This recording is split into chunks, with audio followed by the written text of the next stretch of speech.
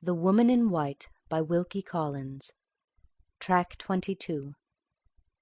I am asked to state plainly what I know of the progress of Miss Halcombe's illness, and of the circumstances under which Lady Glyde left Blackwater Park for London. The reason given for making this demand on me is, that my testimony is wanted in the interests of truth. As the widow of a clergyman of the Church of England, reduced by misfortune to the necessity of accepting a situation, I have been taught to place the claims of truth above all other considerations. I therefore comply with a request which I might otherwise, through reluctance to connect myself with distressing family affairs, have hesitated to grant. I made no memorandum at the time, and I cannot therefore be sure to a day of the date, but I believe I am correct in stating that Miss Halcombe's serious illness began during the last fortnight or 10 days in June. The breakfast hour was late at Blackwater Park, sometimes as late as 10, never earlier than half-past 9. On the morning to which I am now referring, Miss Halcombe, who was usually the first to come down, did not make her appearance at the table.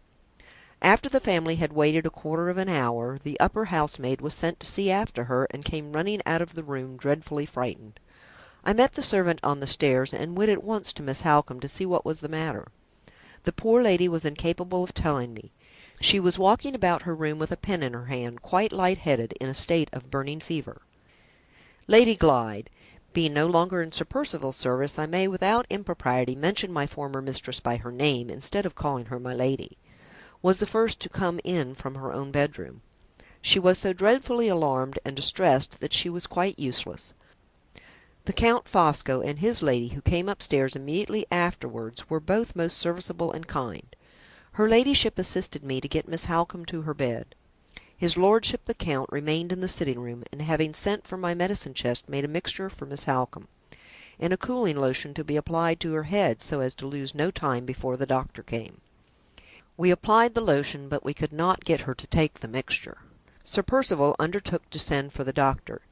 He dispatched a groom on horseback for the nearest medical man, Mr. Dawson, of Oak Lodge. Mr. Dawson arrived in less than an hour's time. He was a respectable elderly man, well known all round the country, and we were much alarmed when we found that he considered the case to be a very serious one. His lordship the Count affably entered into conversation with Mr. Dawson, and gave his opinions with a judicious freedom. Mr. Dawson, not over-courteously, inquired if his lordship's advice was the advice of a doctor, and being informed that it was the advice of one who had studied medicine unprofessionally, replied that he was not accustomed to consult with amateur physicians. The Count, with truly Christian meekness of temper, smiled and left the room. Before he went out, he told me that he might be found, in case he was wanted in the course of the day, at the boat-house on the banks of the lake. Why he should have gone there I cannot say, but he did go, remaining away the whole day till 7 o'clock, which was dinner-time. Perhaps he wished to set the example of keeping the house as quiet as possible. It was entirely in his character to do so. He was a most considerate nobleman. Miss Halcombe passed a very bad night, the fever coming and going, and getting worse towards the morning instead of better. No nurse fit to wait on her being at hand in the neighbourhood, her ladyship the Countess and myself undertook the duty, relieving each other.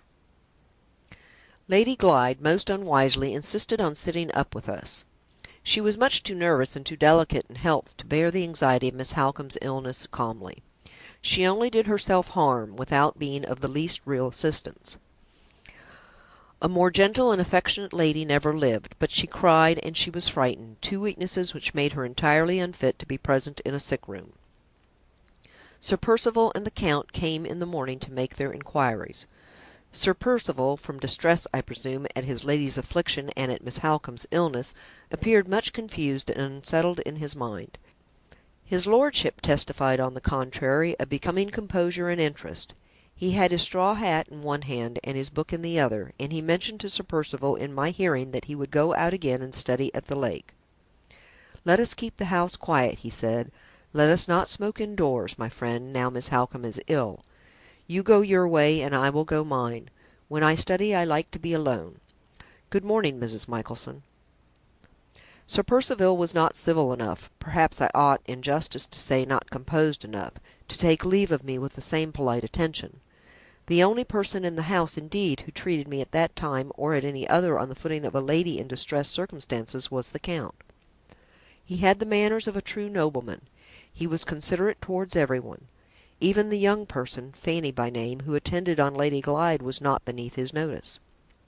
When she was sent away by Sir Percival, his lordship, showing me his sweet little birds at the time, was most kindly anxious to know what had become of her, where she was to go the day she left Blackwater Park, and so on.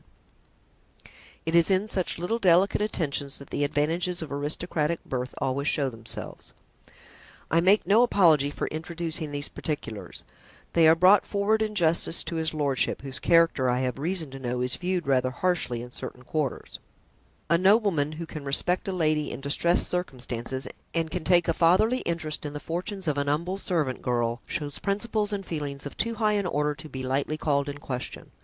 I advance no opinions, I offer facts only. My endeavor through life is to judge not that I be not judged. One of my beloved husband's finest sermons was on that text. I read it constantly, in my own copy of the edition printed by subscription, in the first days of my widowhood, and at every fresh perusal I derive an increase of spiritual benefit and edification. There was no improvement in Miss Halcombe, and the second night was even worse than the first. Mr. Dawson was constant in his attendance.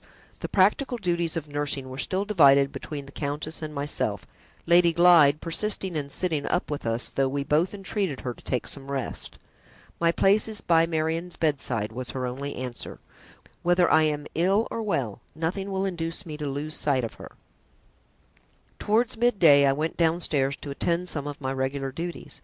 An hour afterwards, on my way back to the sick room, I saw the Count, who had gone out again early for the third time, entering the hall, to all appearance in the highest good spirits. Sir Percival, at the same moment, put his head out of the library door, and addressed his noble friend with extreme eagerness in these words: "Have you found her?" His lordship's large face became dimpled all over with placid smiles, but he made no reply in words. At the same time Sir Percival turned his head, observed that I was approaching the stairs, and looked at me in the most rudely angry manner possible. "Come in here and tell me about it," he said to the Count. "Whenever there are women in a house, they're always sure to be going up or down stairs." "My dear Percival," observed his lordship kindly, "Mrs. Michelson has duties. Pray recognize her admirable performance of them as sincerely as I do. How is the sufferer, Mrs. Michelson?" "No better, my lord, I regret to say." "Sad, most sad," remarked the Count. "You look fatigued, Mrs. Michelson. It is certainly time you and my wife had some help in nursing. I think I may be the means of offering you that help. Circumstances have happened which will oblige Madame Fosco to travel to London either to-morrow or the day after. She will go away in the morning and return at night, and she will bring back with her to relieve you a nurse of excellent conduct and capacity who is now disengaged. The woman is known to my wife as a person to be trusted. Before she comes here, say nothing about her, if you please, to the doctor, because he will look with an evil eye on any nurse of my providing. When she appears in this house, she will speak for herself, and Mr. Dawson will be obliged to acknowledge that there is no excuse for not employing her. Lady Glyde will say the same. Pray present my best respects and sympathies to Lady Glyde." I expressed my grateful acknowledgments for his lordship's kind consideration. Sir Percival cut them short by calling to his noble friend, using, I regret to say, a profane expression, to come into the library, and not to keep him waiting there any longer. I proceeded upstairs. We are poor erring creatures, and however well established a woman's principles may be, she cannot always keep on her guard against the temptation to exercise an idle curiosity. I am ashamed to say that an idle curiosity on this occasion got the better of my principles, and made me unduly inquisitive about the question which Sir Percival had addressed to his noble friend at the library door. Who was the Count expected to find in the course of his studious morning rambles at Blackwater Park? A woman, it was to be presumed from the terms of Sir Percival's inquiry. I did not suspect the Count of any impropriety, I knew his moral character too well. The only question I asked myself was, had he found her? To resume. The night passed as usual, without producing any change for the better in Miss Halcombe. The next day she seemed to improve a little. The day after that, her ladyship the Countess, without mentioning the object of her journey to any one in my hearing, proceeded by the morning train to London, her noble husband, with his customary attention, accompanying her to the station. I was now left in sole charge of Miss Halcombe, with every apparent chance, in consequence of her sister's resolution not to leave the bedside, of having Lady Glyde herself to nurse next. The only circumstance of any importance that happened in the course of the day was the occurrence of another unpleasant meeting between the doctor and the Count. His lordship, on returning from the station, stepped up into Miss Halcombe's sitting room to make his inquiries. I went out from the bedroom to speak to him, Mr. Dawson and Lady Glyde both being with the patient at the time. The Count asked me many questions about the treatment and the symptoms. I informed him that the treatment was of the kind described as saline, and that the symptoms, between the attacks of fever, were certainly those of increasing weakness and exhaustion. Just as I was mentioning these last particulars, Mr. Dawson came out from the bedroom. "Good morning, sir," said his lordship, stepping forward in the most urbane manner, and stopping the doctor with a high-bred resolution impossible to resist. "I greatly fear you find no improvement in the symptoms to-day?" "I find decided improvement," answered Mr. Dawson. "You still persist in your lowering treatment of this case of fever?" continued his lordship.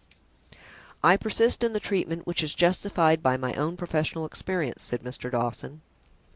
"Permit me to put one question to you on the vast subject of professional experience," observed the Count. "I presume to offer no more advice; I only presume to make an inquiry. You live at some distance, sir, from the gigantic centres of scientific activity, London and Paris. Have you ever heard of the wasting effects of fever being reasonably and intelligibly repaired by fortifying the exhausted patient with brandy, wine, ammonia, and quinine? Has that new heresy of the highest medical authorities ever reached your ears, yes or no?" "When a professional man puts that question to me, I shall be glad to answer him," said the doctor, opening the door to go out. "You are not a professional man, and I beg to decline answering you." Buffeted by this inexcusably uncivil way on one cheek, the Count, like a practical Christian, immediately turned the other, and said, in the sweetest manner, "Good morning, Mr. Dawson." If my late beloved husband had been so fortunate as to know his lordship, how highly he and the Count would have esteemed each other! Her ladyship the Countess returned by the last train that night, and brought with her the nurse from London. I was instructed that this person's name was Mrs. Rubell. Her personal appearance, and her imperfect English when she spoke, informed me that she was a foreigner. I have always cultivated a feeling of humane indulgence for foreigners. They do not possess our blessings and advantages, and they are, for the most part, brought up in the blind errors of Popery. It has also always been my precept and practice, as it was my dear husband's precept and practice before me. See Sermon 29 in the collection by the late Reverend Samuel Michelson, M.A. To do as I would be done by. On both these accounts, I will not say that Mrs. Rubell struck me as being a small, wiry, sly person, of 50 or thereabouts, with a dark brown or Creole complexion and watchful light grey eyes; nor will I mention, for the reasons just alleged, that I thought her dress, though it was of the plainest black silk, inappropriately costly in texture and unnecessarily refined in trimming and finish, for a person in her position in life. I should not like these things to be said of me, and therefore it is not my duty to say them of Mrs. Rubell. I will merely mention that her manners were, not perhaps unpleasantly reserved, but only remarkably quiet and retiring; that she looked about her a great deal and said very little, which might have arisen quite as much from her own modesty as from distrust of her position at Blackwater Park; and that she declined to partake of supper, which was curious perhaps, but surely not suspicious, although I myself politely invited her to that meal in my own room. At the Count's particular suggestion, so like his lordship's forgiving kindness, it was arranged that Mrs. Rubell should not enter on her duties until she had been seen and approved by the doctor the next morning. I sat up that night. Lady Glyde appeared to be very unwilling that the new nurse should be employed to attend on Miss Halcombe. Such want of liberality towards a foreigner on the part of a lady of her education and refinement surprised me. I ventured to say, "My lady, we must all remember not to be hasty in our judgments on our inferiors, especially when they come from foreign parts." Lady Glyde did not appear to attend to me. She only sighed, and kissed Miss Halcombe's hand as it lay on the counterpane. Scarcely a judicious proceeding in a sick room with a patient whom it was highly desirable not to excite; but poor Lady Glyde knew nothing of nursing, nothing whatever, I am sorry to say. The next morning Mrs. Rubell was sent to the sitting room, to be approved by the doctor on his way through to the bedroom. I left Lady Glyde with Miss Halcombe, who was slumbering at the time, and joined Mrs. Rubell with the object of kindly preventing her from feeling strange and nervous in consequence of the uncertainty of her situation. She did not appear to see it in that light. She seemed to be quite satisfied beforehand that Mr. Dawson would approve of her, and she sat calmly looking out of window, with every appearance of enjoying the country air. Some people might have thought such conduct suggestive of brazen assurance. I beg to say that I more liberally set it down to extraordinary strength of mind. Instead of the doctor coming up to us, I was sent for to see the doctor. I thought this change of affairs rather odd, but Mrs. Rubell did not appear to be affected by it in any way. I left her still calmly looking out of the window, and still silently enjoying the country air. Mr. Dawson was waiting for me by himself in the breakfast room. "About this new nurse, Mrs. Michelson," said the doctor. "Yes, sir?" "I find that she has been brought here from London by the wife of that fat old foreigner who is always trying to interfere with me. Mrs. Michelson, that fat old foreigner is a quack." This was very rude. I was naturally shocked at it. "Are you aware, sir," I said, "that you are talking of a nobleman?" "Pooh! He isn't the first quack with a handle to his name. They're all counts, hang 'em!" "He would not be a friend of Sir Percival Glyde's, sir, if he was not a member of the highest aristocracy, excepting the English aristocracy, of course." "Very well, Mrs. Michelson, call him what you like, and let us get back to the nurse.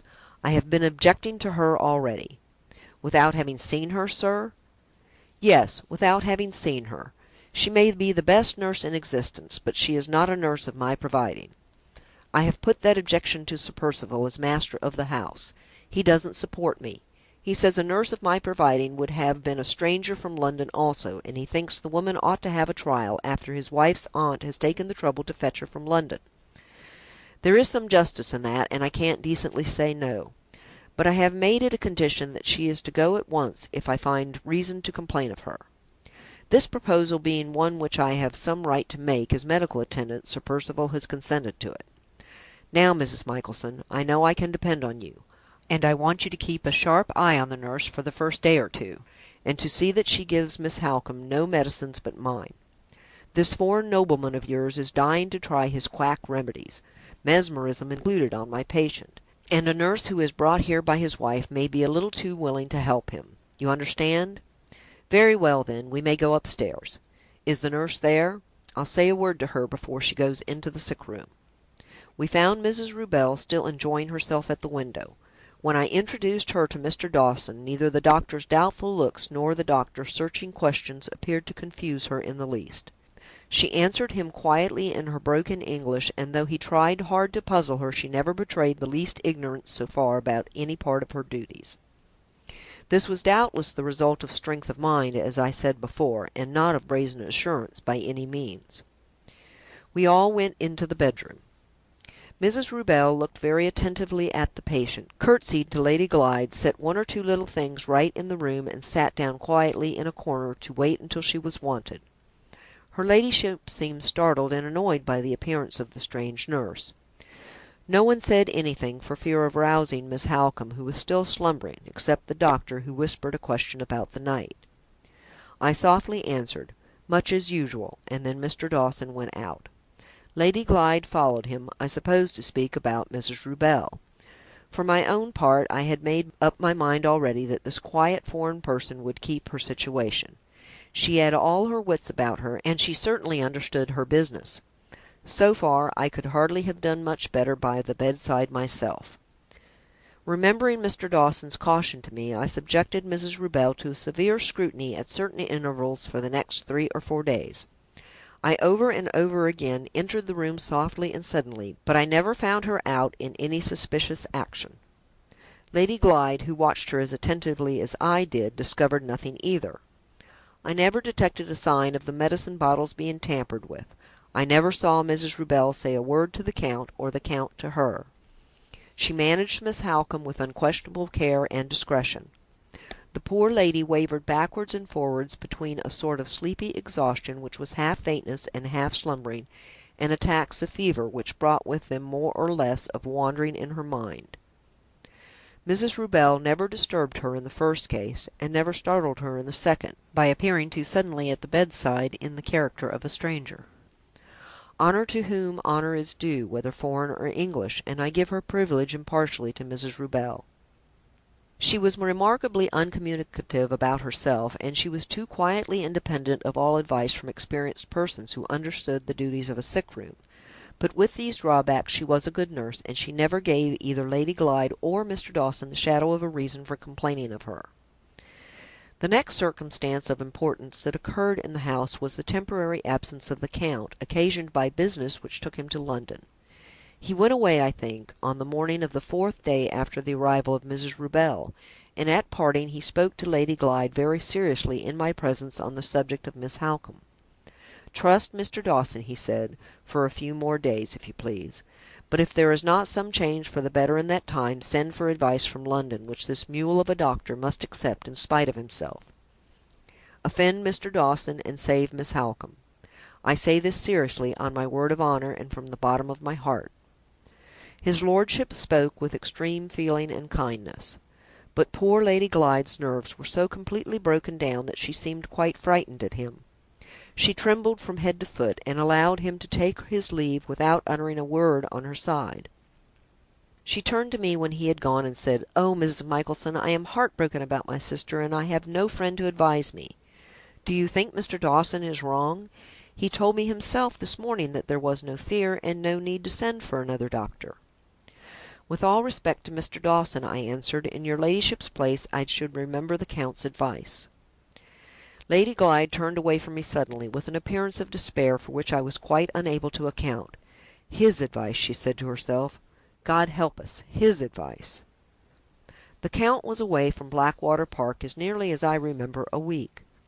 Sir Percival seemed to feel the loss of his lordship in various ways, and appeared also, I thought, much depressed and altered by the sickness and sorrow in the house.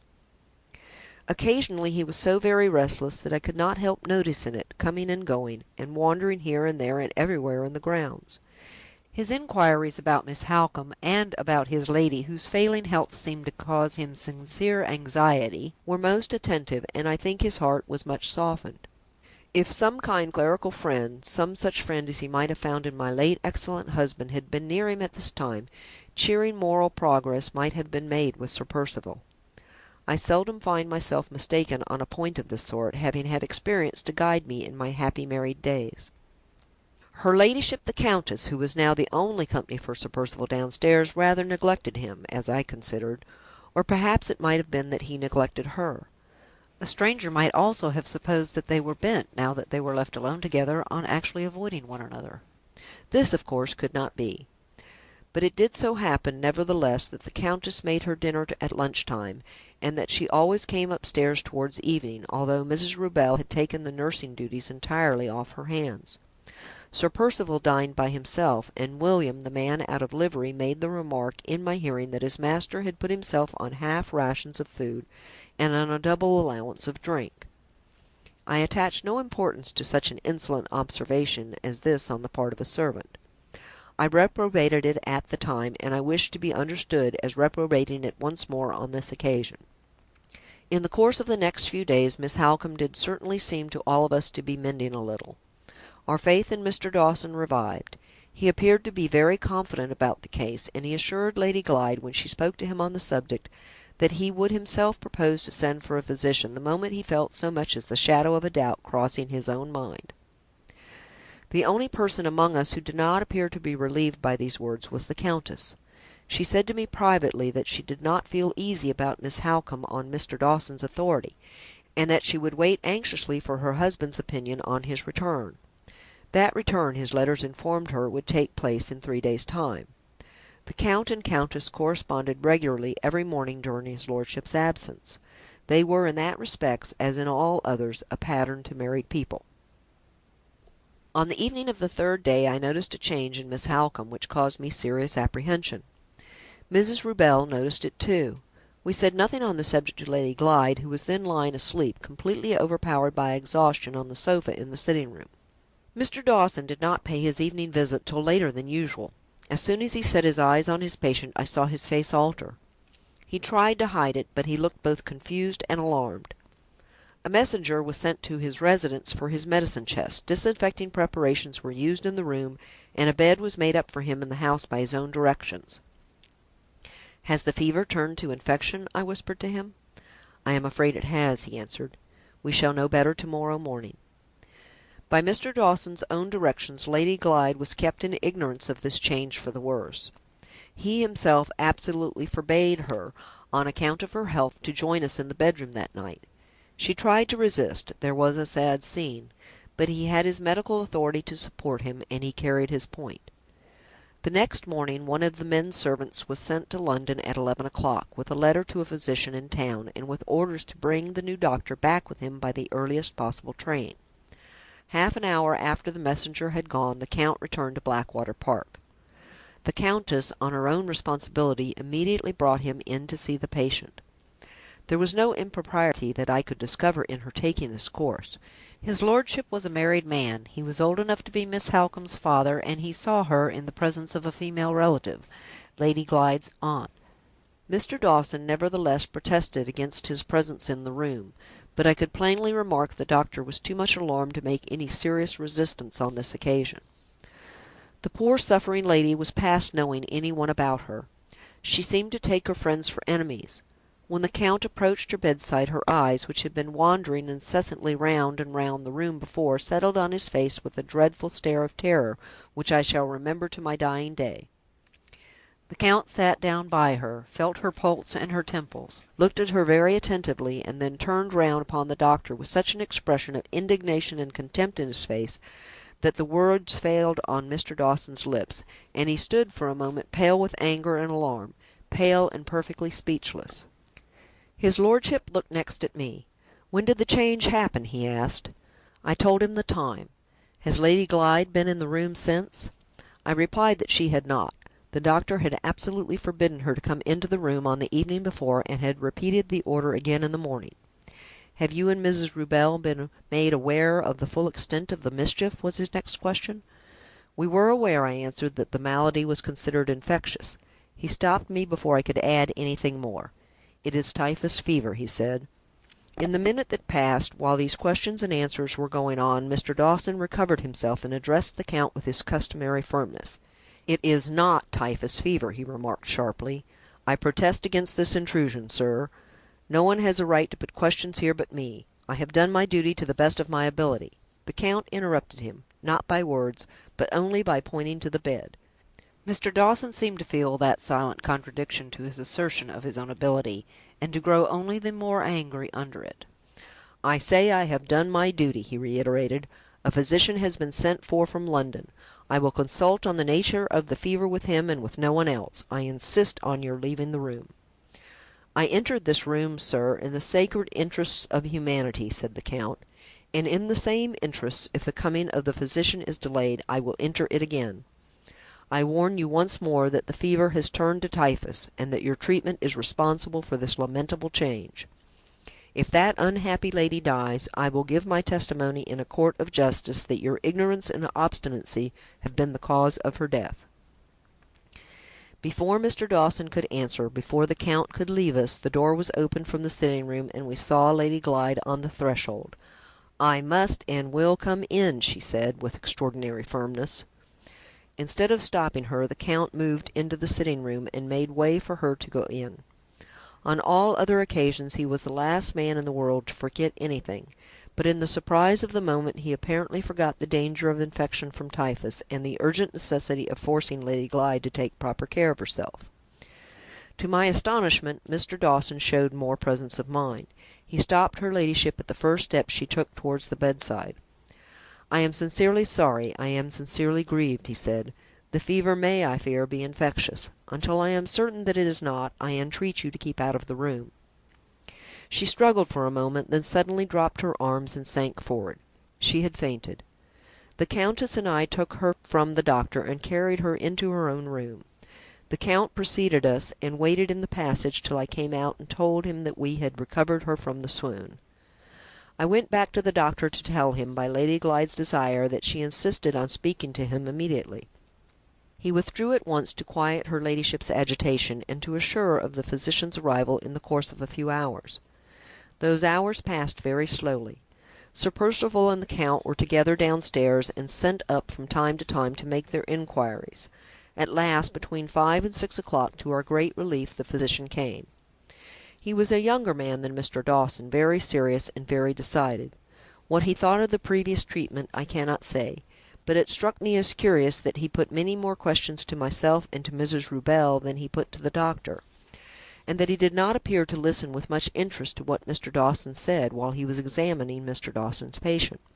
I began to suspect, from what I observed in this way, that the Count had been right about the illness all the way through, and I was naturally confirmed in that idea when Mr. Dawson, after some little delay, asked the one important question which the London doctor had been sent for to set at rest. "What is your opinion of the fever?" he inquired. "Typhus," replied the physician. "Typhus fever, beyond all doubt." That quiet foreign person, Mrs. Rubel, crossed her thin brown hands in front of her, and looked at me with a very significant smile. The Count himself could hardly have appeared more gratified if he had been present in the room, and had heard the confirmation of his own opinion. After giving us some useful directions about the management of the patient, and mentioning that he would come again in 5 days' time, the physician withdrew to consult in private with Mr. Dawson. He would offer no opinion on Miss Halcombe's chances of recovery. He said it was impossible at that stage of the illness to pronounce one way or the other. The 5 days passed anxiously. Countess Fosco and myself took it by turns to relieve Mrs. Rubel, Miss Halcombe's condition growing worse and worse, and requiring our utmost care and attention. It was a terribly trying time. Lady Glyde, supported, as Mr. Dawson said, by the constant strain of her suspense on her sister's account, rallied in the most extraordinary manner, and showed a firmness and determination for which I should myself never have given her credit. She insisted on coming into the sick room 2 or 3 times every day, to look at Miss Halcombe with her own eyes, promising not to go too close to the bed if the doctor would consent to her wishes so far. Mr. Dawson very unwillingly made the concession required of him. I think he saw that it was hopeless to dispute with her. She came in every day, and self-denyingly kept her promise. I felt it personally so distressing, as reminding me of my own affliction during my husband's last illness, to see how she suffered under these circumstances, that I must beg not to dwell on this part of the subject any longer. It is more agreeable to me to mention that no fresh disputes took place between Mr. Dawson and the Count. His lordship made all his inquiries by deputy, and remained continually in company with Sir Percival downstairs. On the 5th day the physician came again, and gave us a little hope. He said the 10th day from the first appearance of the typhus would probably decide the result of the illness, and he arranged for his 3rd visit to take place on that date. The interval passed as before, except that the Count went to London again one morning, and returned at night. On the 10th day it pleased a merciful Providence to relieve our household from all further anxiety and alarm. The physician positively assured us that Miss Halcombe was out of danger. She wants no doctor now; all she requires is careful watching and nursing for some time to come, and that, I see, she has. Those were his own words. That evening I read my husband's touching sermon on recovery from sickness with more happiness and advantage, in a spiritual point of view, than I ever remember to have derived from it before. The effect of the good news on poor Lady Glyde was, I grieve to say, quite overpowering. She was too weak to bear the violent reaction, and in another day or 2 she sank into a state of debility and depression which obliged her to keep her room. Rest and quiet and change of air afterwards were the best remedies which Mr. Dawson could suggest for her benefit. It was fortunate that matters were no worse, for on the very day after she took to her room the Count and the doctor had another disagreement, and this time the dispute between them was of so serious a nature that Mr. Dawson left the house. I was not present at the time, but I understood that the subject of dispute was the amount of nourishment which it was necessary to give to assist Miss Halcombe's convalescence after the exhaustion of the fever. Mr. Dawson, now that his patient was safe, was less inclined than ever to submit to unprofessional interference, and the Count, I cannot imagine why, lost all the self-control which he had so judiciously preserved on former occasions, and taunted the doctor over and over again with his mistake about the fever when it changed to typhus. The unfortunate affair ended in Mr. Dawson's appealing to Sir Percival, and threatening, now that he could leave without absolute danger to Miss Halcombe, to withdraw from his attendance at Blackwater Park, if the Count's interference was not peremptorily suppressed from that moment. Sir Percival's reply, though not designedly uncivil, had only resulted in making matters worse, and Mr. Dawson had thereupon withdrawn from the house in a state of extreme indignation at Count Fosco's usage of him, and had sent in his bill the next morning. We were now, therefore, left without the attendance of a medical man. Although there was no actual necessity for another doctor, nursing and watching being, as the physician had observed, all that Miss Halcombe required, I should still, if my authority had been consulted, have obtained professional assistance from some other quarter for form's sake. The matter did not seem to strike Sir Percival in that light. He said it would be time enough to send for another doctor if Miss Halcombe showed any signs of a relapse. In the meanwhile we had the Count to consult in any minor difficulty, and we need not unnecessarily disturb our patient in her present weak and nervous condition by the presence of a stranger at her bedside. There was much that was reasonable, no doubt, in these considerations, but they left me a little anxious, nevertheless. Nor was I quite satisfied in my own mind of the propriety of our concealing the doctor's absence as we did from Lady Glyde. It was a merciful deception, I admit, for she was in no state to bear any fresh anxieties, but still it was a deception, and as such, to a person of my principles, at best a doubtful proceeding. A second perplexing circumstance which happened on the same day, and which took me completely by surprise, added greatly to the sense of uneasiness that was now weighing on my mind. I was sent for to see Sir Percival in the library. The Count, who was with him when I went in, immediately rose and left us alone together. Sir Percival civilly asked me to take a seat, and then, to my great astonishment, addressed me in these terms: "I want to speak to you, Mrs. Michelson, about a matter which I decided on some time ago, and which I should have mentioned before, but for the sickness and trouble in the house. In plain words, I have reasons for wishing to break up my establishment immediately at this place, leaving you in charge, of course, as usual. As soon as Lady Glyde and Miss Halcombe can travel, they must both have change of air. My friends, Count Fosco and the Countess, will leave us before that time to live in the neighbourhood of London, and I have reasons for not opening the house to any more company, with a view to economizing as carefully as I can. I don't blame you, but my expenses here are a great deal too heavy. In short, I shall sell the horses, and get rid of all the servants at once. I never do things by halves, as you know, and I mean to have the house clear of a pack of useless people by this time tomorrow." I listened to him, perfectly aghast with astonishment. "Do you mean, Sir Percival, that I am to dismiss the indoor servants under my charge without the usual month's warning?" I asked. "Certainly I do. We may all be out of the house before another month, and I am not going to leave the servants here in idleness with no master to wait on. Who is to do the cooking, Sir Percival, while you are still staying here? Margaret Portia can roast and boil. Keep her. What do I want with a cook, if I don't mean to give any dinner parties? The servant you have mentioned is the most unintelligent servant in the house, Sir Percival. Keep her, I tell you, and have a woman in from the village to do the cleaning and go away again. My weekly expenses must and shall be lowered immediately. I don't send for you to make objections, Mrs. Michelson. I send for you to carry out my plans of economy. Dismiss the whole lazy pack of indoor servants tomorrow, except Portia. She is as strong as a horse, and will make her work like a horse. You will excuse me for reminding you, Sir Percival, that if the servants go tomorrow, they must have a month's wages in lieu of a month's warning. Let them. A month's wages saves a month's waste and gluttony in the servants' hall." This last remark conveyed an aspersion of the most offensive kind on my management. I had too much self-respect to defend myself under so gross an imputation.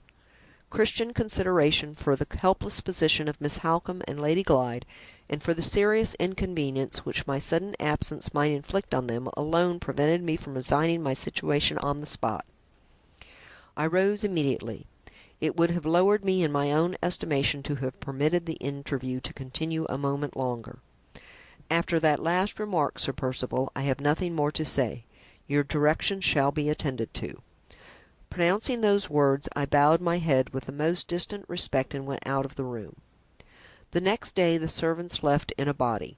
Sir Percival himself dismissed the grooms and stablemen, sending them with all the horses but one to London. Of the whole domestic establishment, indoors and out, there now remained only myself, Margaret Porcher, and the gardener, this last living in his own cottage, and being wanted to take care of the one horse that remained in the stables. With the house left in this strange and lonely condition, with the mistress of it ill in her room, with Miss Halcombe still as helpless as a child, and with the doctor's attendants withdrawn from us in enmity, it was surely not unnatural that my spirits should sink, and my customary composure very hard to maintain. My mind was ill at ease. I wished the poor ladies both well again, and I wished myself away from Blackwater Park. End of Track 22.